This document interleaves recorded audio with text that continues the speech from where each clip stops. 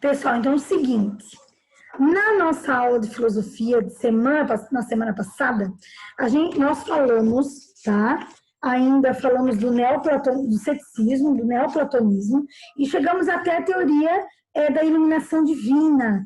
Falamos do Santo Agostinho, certo? E ele inaugurou, ele é o grande representante, o Santo Agostinho, que nós falamos na aula passada, do movimento chamado patrística, né? Onde ele vai, lembra que a gente até comentou dessa questão da utilização da filosofia para fundamentos do cristianismo. Então ele vai pegar lá o neoplatonismo, vai utilizar como base para fundamentar essa questão do cristianismo. Muito bem. E nós vamos ter um outro filósofo que também é importante, que é um filósofo, tanto Santo Agostinho quanto esse filósofo são filósofos da Idade Média, certo? Então nós vamos ter dois principais filósofos na Idade Média. Isso vocês não podem esquecer, nós vamos depois discutir Idade Média, mas não esqueçam desses dois nomes, tá? Que já caíram em vários momentos, em várias provas de vestibular, Enem, né? Tanto na filosofia quanto na história. Então, durante o período da Idade Média, tá? Durante o período lá que, né, fundamentou-se o feudalismo na Europa, nós vamos ter dois grandes nomes da filosofia, que é o Santo Agostinho, tá? Que é do movimento da patrística. Esse movimento tem como principal inspiração o Platão e o neoplatonismo, certo? E o outro nome que nós vamos ter é o Tomás de Aquino. Tá? O Tomás de Aquino é um outro movimento da filosofia chamado escolástica, tá? E ele é um grande defensor, então, da discussão, vai se inspirar, na verdade, em Aristóteles. Então, Santo Agostinho, patrística, Platão e neoplatonismo. São Tomás de Aquino, certo? Escolástica, e tem como inspiração o pensamento aristotélico. Então, ele vai difundir o pensamento aristotélico na Europa. Tão importante Tomás de Aquino foi para o cristianismo que ele chegou a ser canonizado pela Igreja Católica, certo? Nessa defesa aí do próprio cristianismo, a gente vai falar um pouquinho na questão da filosofia. Muito bem. Uma coisa que é interessante falar, que no percurso histórico, por um bom tempo, as obras de Aristóteles ficaram sob o poder dos mouros. Os mouros, a gente chama, vamos dizer, na Europa, a localização dos mouros é na Espanha, parte deles estão na Espanha, estiveram na Espanha. Mas para a gente saber, quem eram esses povos, os mouros? Eles são do norte da África e eles são islamizados, tá? Lembrem-se lá, quando a gente discute a formação da religião islâmica, que aconteceu 622 anos depois, posterior ao cristianismo, nós temos a figura de Maomé. Com a morte de Maomé, há uma disputa ali entre quem vai ser o próximo sucessor e um crescimento gigantesco na perspectiva da religião islâmica. Então, Maomé é uma figura importante porque unifica os povos da Península Arábica sobre uma religião monoteísta, né? A Península Arábica era uma região politeísta, eles acreditavam em vários deuses, e de repente surge uma figura, que é a figura de Maomé, de Mohammed, e ele começa a discursar e a difundir uma religião monoteísta. Então, no primeiro momento, não foi bem aceita essa discussão, não foi bem aceita essa perspectiva de monoteísmo. Inclusive, ele foge da cidade dele, que é Meca, para a cidade de Medina. Essa fuga é chamada de Hégira. É a fuga de Meca, de Medina, que marca o calendário islâmico, é uma data de marcação do calendário islâmico, que aconteceu 622 anos depois do nascimento de Cristo. Posterior à morte de Mohammed, há uma grande disseminação da religião islâmica fora da Península Arábica. Então, eles vão islamizar várias regiões, inclusive o continente africano, numa perspectiva que depois que haja esses movimentos, principalmente da África, quando eles começam a serem levados, irem para outros países, além da Europa, chegarem inclusive na América, depois na condição de escravos, mas difundiriam a religião islâmica. No caso do Brasil, nós tivemos aí os malês, Os malês são povos africanos que vieram para o Brasil e já trouxeram para o Brasil a religião islâmica. Então, as obras de Aristóteles ficaram por um tempo considerável sob o poder dos mouros, que são esses povos islâmicos de origem árabe, tá? Então, só voltou para a Europa novamente, né, os escritos de Aristóteles no século XII. Então, por um longo período aí, nós vamos ter a presença do pensamento aristotélico com os mouros, ou seja, em posse ali dos árabes também, certo? Que é muito interessante. Então, é o seguinte, aqui na apostila de vocês, na página 23, certo? Vai falar das escolas medievais, página 23 da apostila de vocês, tá? Vai falar das escolas medievais, e aí sim, vai falar da introdução, como é que eram organizadas as escolas medievais, como é que eram organizadas o pensamento nessa época. Primeiro, eles estudavam o latim e os textos bíblicos, né? Eles tinham, além do latim e dos textos bíblicos, eles tinham as artes liberais. Essas artes liberais eram gramática, dialética, lógica, aritmética, astronomia, música, geometria. Então, não são disciplinas, né? São áreas de conhecimento. E são áreas bem significativas, certo? São áreas bem significativas. Por quê? Quando a gente fala ali de aritmética, geometria, astronomia, música, gramática, dialética, a importância de ter essa ideia da dialética, né? Da lógica, da retórica. Nós não temos aula de retórica, né? Mas a retórica ela é fundamental na questão de conhecimento, de posicionamento, né? De análise de discursos e de construção também de discursos. Muito bem. Depois, isso foi até o século VII, tá? No segundo momento, as universidades começam a se remodelar. Então, a partir do século XIII, nós vamos ter uma reorganização das universidades. Aí vai ter a entrada ali. Primeiro, a primeira preparação, que é artes, com direção de 6 anos, que são as artes liberais, geometria, como eu falei para vocês, aritmética, astronomia, gramática, retórica, e depois a teologia, 8 anos, certo? Então, 6 anos de preparação, eles falavam que esses 6 primeiros anos, com essas artes liberais, né, com a arte da retórica, do latim, da matemática, da geometria, enfim, é uma preparação para o estudo propriamente dito, que é a teologia, ou seja, o estudo da Bíblia. Então, volto a falar para vocês que durante esse período, todo o fundamento de conhecimento está ligado ao conhecimento ligado à teologia, certo? Na verdade, tem uma frase que sintetiza tudo isso, né?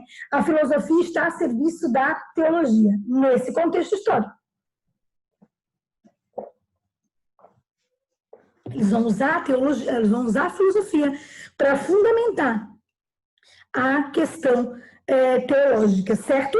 Então, a discussão, eles querem conciliar o quê? Fé e razão. Havia uma discussão muito grande entre a fé e a razão. Essa discussão permanece até os dias atuais, essa discussão entre fé e razão, certo?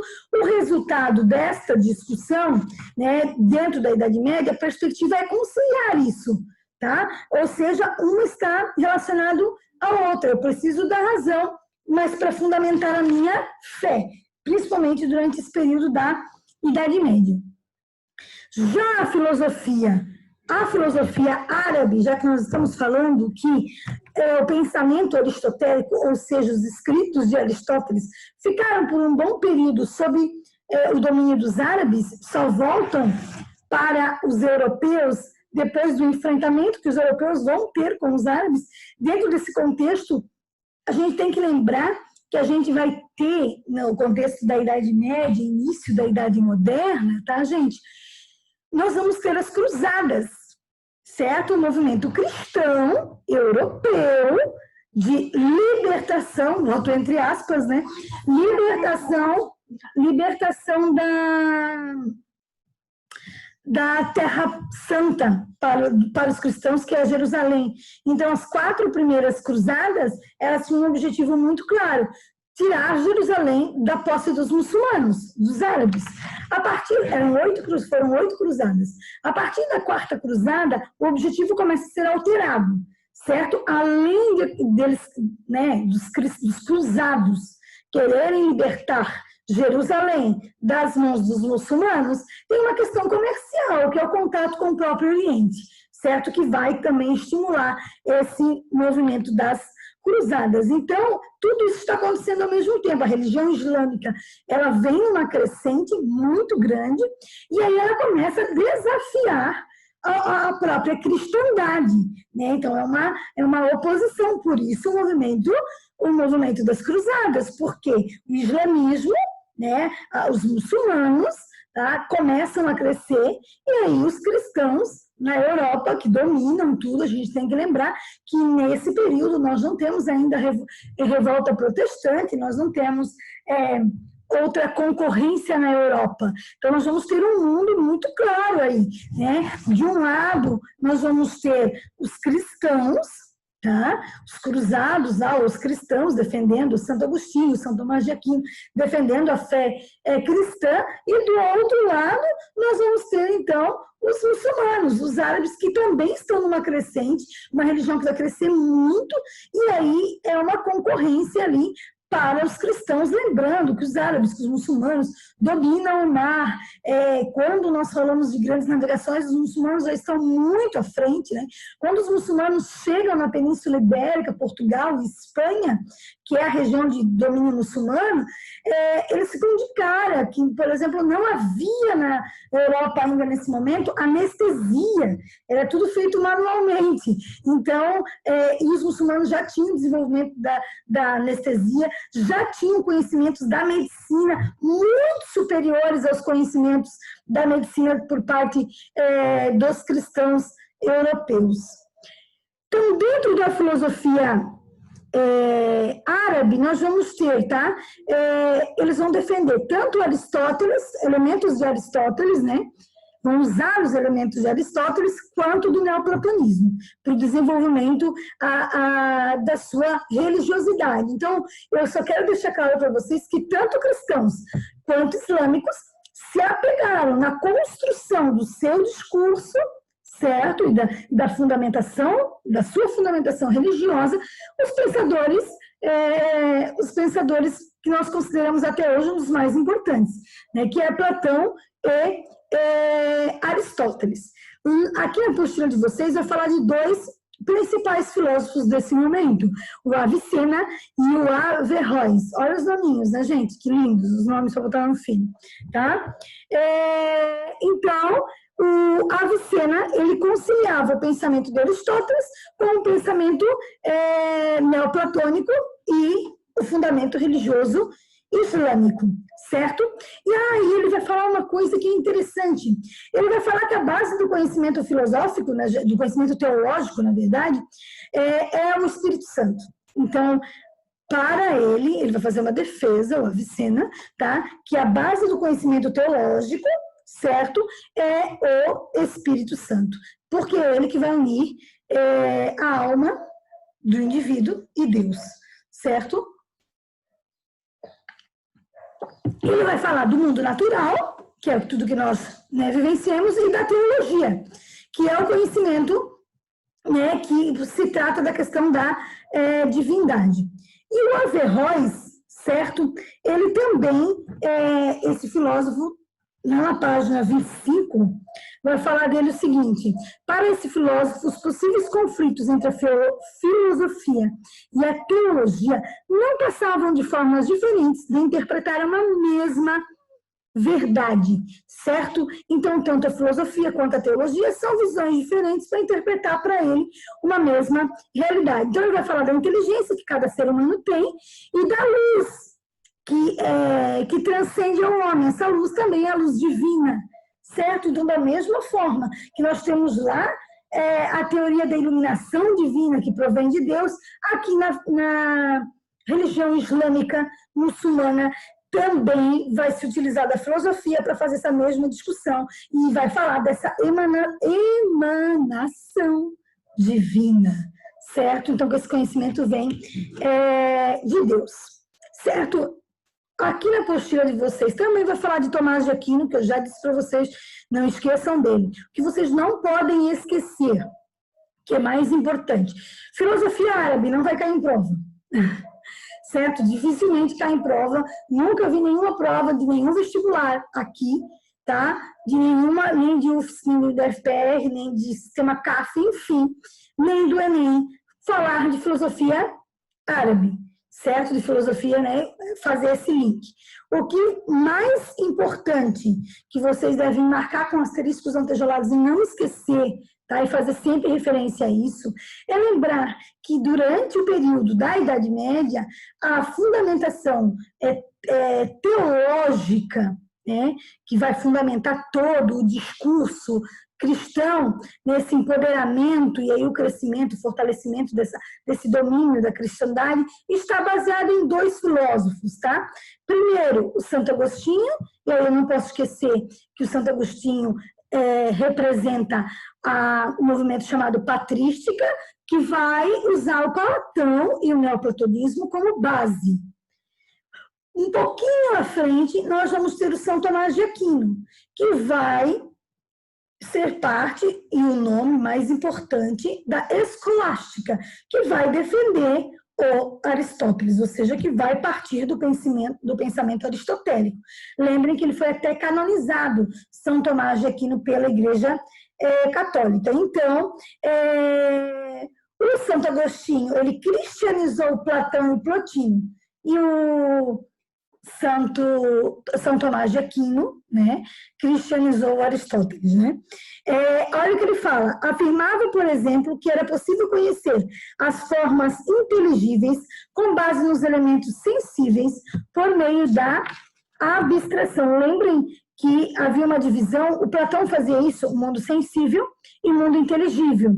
Para o Platão, nós deveríamos chegar ao mundo inteligível, nós somos do mundo sensível e deveríamos chegar ao mundo inteligível, que é o mundo das ideias. Para isso, deveríamos nos desconectar de tudo, para chegar nesse mundo inteligível. No entanto, contudo, todavia, o Aristóteles vai dizer o seguinte: gente, isso é uma furada. A essência das coisas estão nos próprios objetos. Eu não posso desvincular uma coisa da outra, eu não posso desvincular o conhecimento, o mundo material do mundo imaterial, tá? Então, a essência das coisas estão nas próprias coisas, as essências dos objetos estão nos próprios objetos, certo? Então, um dos objetivos da obra do Tomás de Aquino era provar o quê? A existência de Deus. E para ele comprovar a existência de Deus, ele usou Aristóteles para comprovar essa essência aí do pensamento, né?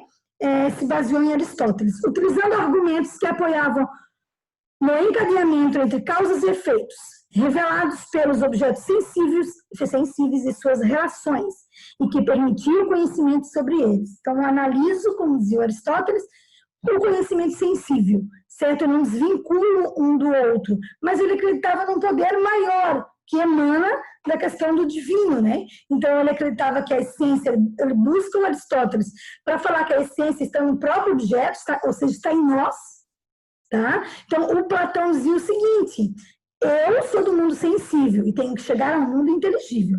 O mundo inteligível é o mundo das ideias. Então, eu preciso me desconectar de tudo que está aqui, que é o mundo sensível, inclusive a abstenção sexual, porque seriam os famosos prazeres da carne, que é do mundo sensível, para chegar ao intelecto, para chegar ao conhecimento. Eu me desconecto de tudo para chegar ao conhecimento. Isso vai fundamentar uma coisa que é bem interessante, tá, gente? Eu andei pensando aí, vai fundamentar a ideia do enclausuramento dos mosteiros da Idade Média. O que eram os mosteiros da Idade Média? Por que os padres iam para mosteiros? Tá? Os mosteiros eram um lugar distante de tudo, certo? Em que lá você só estudava, ou seja, o objetivo era chegar ao conhecimento, então, intelectualizado. As pessoas não tinham acesso à biblioteca, porque as bibliotecas estavam nos mosteiros, certo? Tem um filme bárbaro, que depois eu quero que vocês assistam, Já vou falar do filme aqui, porque para discussão filosófica também ele é bem interessante. A gente vai usar ele em história, tá, gente? Esse filme nós vamos usar em história. O Nome da Rosa. É um filme antigo pra caramba, tá? Só que é uma grande produção cinematográfica no quesito para discussão de Idade Média, no quesito para discussão não só de Idade Média, mas para discutir Idade Média, para discutir a figura dos mosteiros. Vai acontecer uma série de assassinatos no mosteiro, tá? E eles vão culpar o demônio. Tipo, é fácil, né? Então, todos os assassinatos que estão acontecendo no mosteiro é culpa do demônio. E eles vão chamar, né, um monge para descobrir o que está acontecendo. E o monge, de cara, ele já tinha sido até expulso da Igreja Católica e tudo mais, ele de cara percebe que não tem nada a ver com o demônio, obviamente, mas sim uma disputa de poder e de conhecimento, porque tem obras de Aristóteles e de Platão na biblioteca, e obras cômicas, ou seja, obras que eles não podiam ler, porque eles eram proibidos de sorrir, eles eram proibidos de fazer algumas leituras. E eles sobem, né, nessa biblioteca, todos que sobem nessa biblioteca e vão ter acesso a esse material, a esses livros, acabam morrendo. Então, essa série de assassinatos está ligada ao conhecimento, a quem quer ter conhecimento. Então, intérpretes do latim, quem transcrevia o latim, estava morrendo. Todos que tentavam transcrever algumas obras também, que conheciam grego, conheciam latim, estavam morrendo. Então, a questão do conhecimento está muito linkado a isso. Eu acho muito interessante vocês assistirem o filme, O Nome da Rosa, para discussão tanto da filosofia e depois nós vamos fazer uma análise desse filme, certo? No terceiro bimestre, quando a gente discute Idade Média, fazer uma análise dele dentro da perspectiva histórica. Mas para a filosofia eu acho ele, tipo, fenomenal, certo? Então vale muito a pena vocês assistirem, além de ser uma grande obra histórica, tá? De análise histórica e de análise filosófica, é uma grande obra cinematográfica, certo? Acho então, que é um filme clássico, prof. É um clássico, isso mesmo. Assim como Tempos Modernos, O Nome da Rosa é um clássico. E aí, o que é interessante? Quando a gente fala, e aí isso é muito legal, gente, a gente partir de uma perspectiva que a escola abre o teu leque de possibilidades para tu sair dela, que eu acho que é isso que é fundamental, lendo os livros que são clássicos e pelo menos assistindo os filmes que também são considerados clássicos, porque isso é conhecimento, tá, gente? Conhecimento é muito mais do que o que está aqui. Isso aqui é uma ferramenta de conhecimento, uma ferramenta, tá? Que te possibilita abrir um leque de possibilidades e perceber algumas questões. Eu estava falando, eu pedi um trabalho para o terceiro ano agora de filosofia, fazendo análise de uma cena do filme do Batman, certo? Que é uma análise ética, quando o Coringa coloca as pessoas lá em barcas, né? E dá para essas pessoas o controle para eles poderem explodirem a barca ou escolherem que barca que vai explodir, se é a barca deles ou se é a barca é uma barca que está do lado deles que só tem pseudamente bandidos, pessoas que cometeram crime. Então é uma discussão ética. E eu mandei para eles a cena do filme, para eles assistirem, né? O interessante é assistir o filme, né, na sua totalidade. Eu acho que outro filme para filosofia também bárbaro, para a gente discutir filosofia, é o filme do Coringa, o último, que foi lançado ano passado. Acho um filme fenomenal para a gente discutir filosofia a partir da análise do filme. Então, eu joguei essa cena para a gente discutir a questão da ética, certo? E do pensamento tanto de Nietzsche quanto de Freud, da psicanálise, né? Então, tem que tomar uma decisão, eles vão ter que tomar uma decisão e fundamentar essa decisão ou em Nietzsche ou em Freud. Então, essa questão que permeia a ética também, de fazer essas análises, que é o que proporciona a filosofia. Então, gostaria muito, tá? De antemão, já falei aqui, assistam O Nome da Rosa. Primeiro, por ser um clássico. Segundo, porque a gente pode usar ele na filosofia. E terceiro, porque nós vamos usar de qualquer maneira, fazermos uma análise dele na história, certo? Então, muito bem.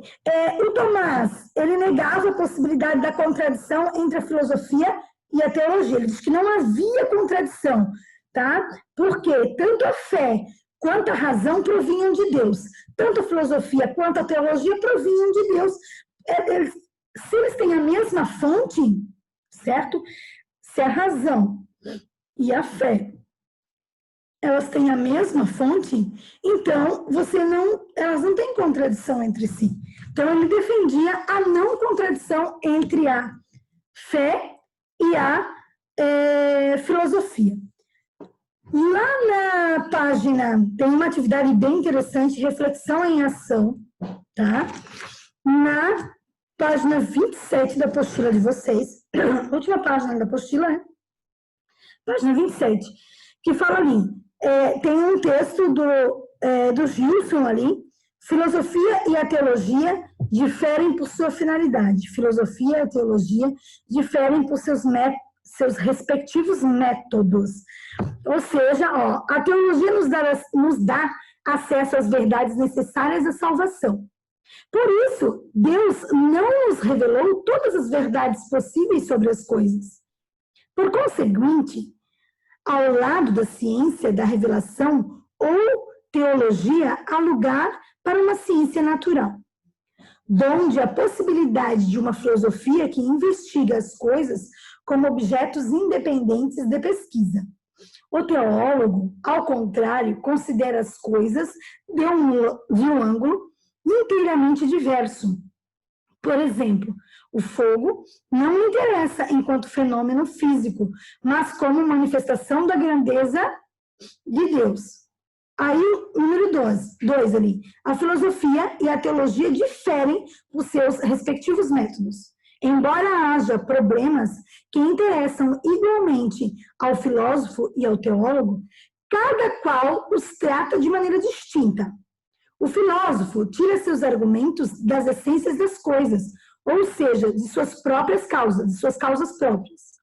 O teólogo, ao contrário, parte sempre da primeira causa ou de Deus, servindo-se principalmente de 3 classes de argumentos.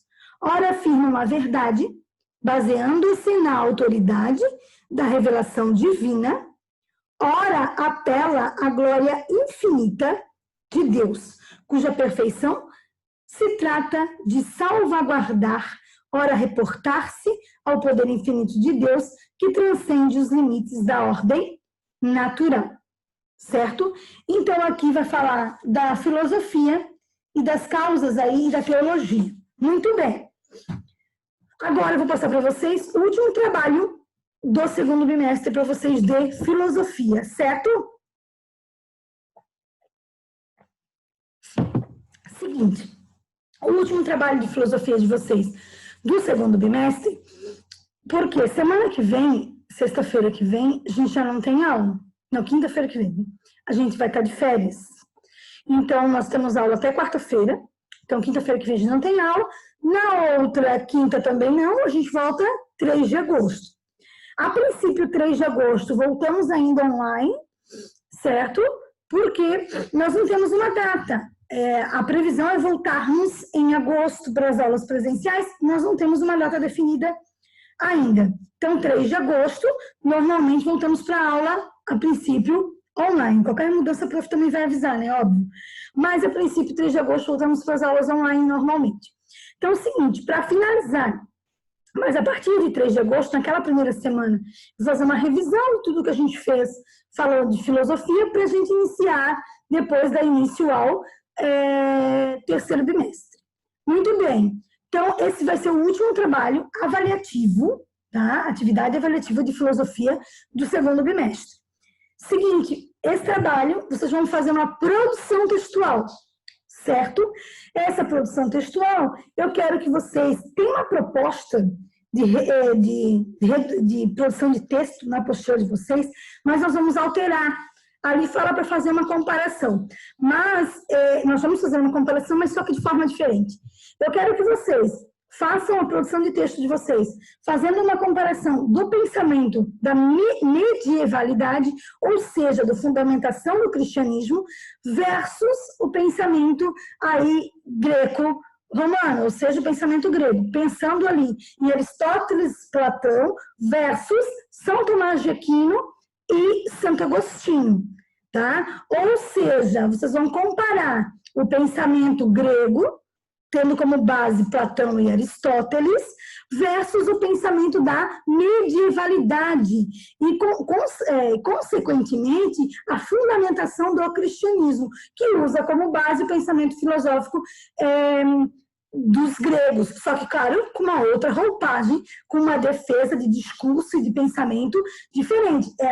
Utiliza-se como base para o seu discurso.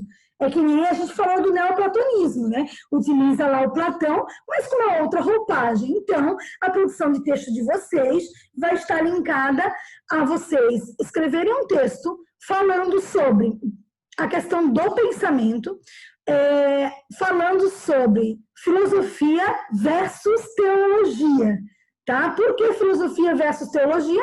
Porque nós vamos falar de um lado Aristóteles e Platão e do outro lado São Tomás de Aquino e Santo Agostinho, certo? São antagônicos entre si,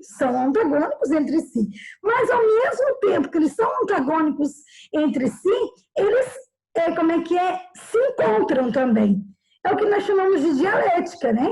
A tese, a antitese, ou seja, a antítese e a síntese. Então, vocês vão trabalhar com essa perspectiva dialética. Posso trabalhar com a tese pensando lá em Aristóteles e Platão, com a antitese pensando em São Tomás de Aquino e Santo Agostinho, e com a síntese que é de vocês, com a análise e perspectiva de vocês. Prof, eu posso colocar a minha opinião na produção textual frente ao pensamento teológico versus o pensamento filosófico? Eu posso caminhar e perceber que os dois se encontram? Tá? É claro que sim, certo? Qual é o objetivo da filosofia? A reflexão. Existe uma reflexão de uma linha única específica? Não. Existem as várias possibilidades, por isso que posteriormente a uma síntese eu vou ter novamente uma tese, uma antitese e uma nova síntese. E assim, consequentemente. Vocês entenderam, gente, o que é para fazer? Sim, professor. Ficou claro, gente? Todo mundo entendeu o que é para fazer? Sim. Tem alguém com dúvida, gente? Querem perguntar alguma coisa? Não fiquem com dúvida. Claro, depois podem me perguntar no particular, não tem problema algum, né, gente? Mas se tiver dúvida, já pergunta agora. Tranquilo? Por enquanto, sim. Tá. Então, produção textual, essa produção textual enviada por e-mail para a prof, tá? Vocês podem, aproveitem o tempo de vocês agora, que vocês vão ter para fazer, mas se não, eu vou dar um prazo para vocês, porque eu sei que algumas pessoas não me entregam na data, né? Nem no horário, então vocês podem me enviar para mim até segunda-feira, porque a prof semana que vem quer dar um gás, quero corrigir, e aí eu já mando devolutiva no próprio e-mail, certo? Então, tem hoje, né, que é quinta, sexta, sábado, domingo, enfim, até segunda enviar por e-mail para a prof, certo? Para que daí a prof já possa poder